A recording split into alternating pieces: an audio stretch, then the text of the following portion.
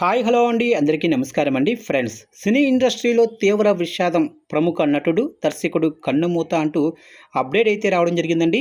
అయితే ఇందుకు సంబంధించిన పూర్తి వివరాలు అయితే మన వీడియోలో తెలుసుకుందామండి. ఎవరు ఏంటి అనేది వీడియో మాత్రం పూర్తి వరకు చూడండి ఫ్రెండ్స్. అప్పుడే మనకి పూర్తి సమాచారం అయితే తెలుస్తుంది.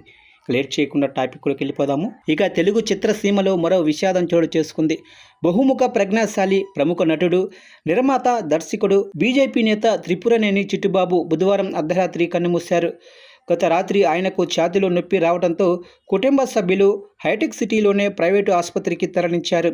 చికిత్స పొందుతూ ఆయన తుదిశ్వాస విడిచారు. ఆయన మరణ వార్తతో టాలీవుడ్ ఒక్కసారిగా దిగ్భ్రాంతికి లోనైంది.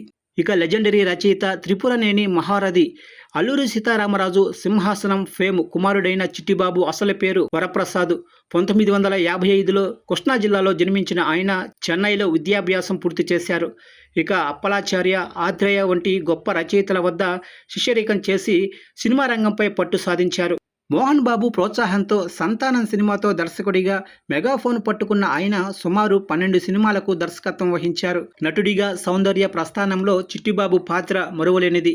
కృష్ణ, భానుచందర్ ప్రధాన పాత్రల్లో ఆయన నిర్మించిన చిత్రాల్లో సౌందర్యాన్ని కూడా సెకండ్ హీరోయిన్గా తీసుకొని వెండితెరకు పరిచయం చేశారు.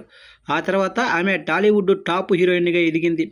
నటుడిగా కూడా ఆయన తన ముద్ర వేశారు. ముఖ్యంగా కృష్ణవంశీ దర్శకత్వంలో వహించిన రాకీ సినిమాలో ఆయన పోషించిన నెగిటివ్ రోలు ప్రేక్షకులకు ఎప్పటికీ గుర్తుండిపోతుంది. సుమారు 30 సినిమాల్లో నటించి 50 చిత్రాలకు కో డైరెక్టర్గా పనిచేశారు.